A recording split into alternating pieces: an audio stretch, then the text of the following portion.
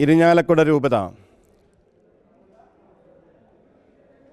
വയനാട് ചൂരൽമലയിലും മുണ്ടക്കയിലുമുണ്ടായ പ്രളയത്തെ, ദുരന്തത്തെ ശങ്കിലേറ്റിയതിൻ്റെ ഭാഗമായിട്ടാണ് 141 ഇടവകകളും 17 കുരിശുപള്ളികളും വിവിധ കോൺഗ്രിഗേഷൻ, വിവിധ സഭാസമൂഹങ്ങൾ, അൽമായ സഹോദരങ്ങൾ ഏവരും കൈകോർത്തപ്പോൾ 1,20,00,000 രൂപ സമാഹരിക്കുകയുണ്ടായി.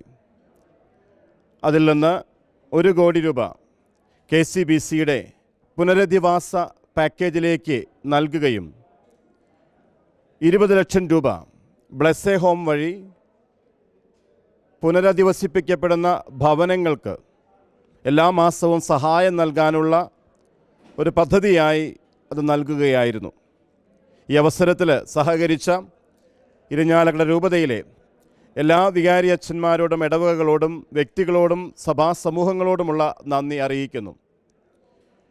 ഇരിഞ്ഞാലക്കുട രൂപത സുവർണ ജൂബിലിയിലേക്ക് പ്രവേശിക്കുന്ന ഈ അവസരത്തിൽ സുവർണ ജൂബിലിയുടെ ഭാഗമായി നടപ്പിൽ വരുത്താൻ ആഗ്രഹിക്കുന്ന സുവർണഗേഹ പദ്ധതി 50 വീടുകൾ ഈ 3 വർഷം കൊണ്ട് നിർമ്മിച്ചു നൽകാനാണ് ഇരിഞ്ഞാലക്കുട രൂപത ആഗ്രഹിക്കുക. അതിൻ്റെ 10 വീടുകളുടെ നിർമ്മാണോദ്ഘാടനം അത് ഈ വർഷം നടത്തപ്പെടുന്നു.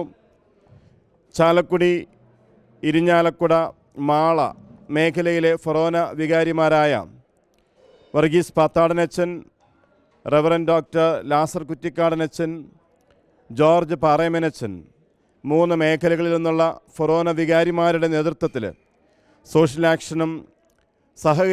ആക്ഷനുമായി സഹകരിച്ചുകൊണ്ട് ഈ പദ്ധതിക്ക് അതിനും തുടക്കം കുറിക്കുകയായിരുന്നു ഇന്നേ ദിവസം.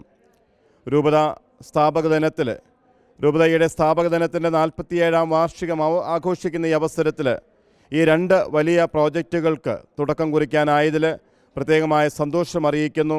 ഏവർക്കും നന്ദി.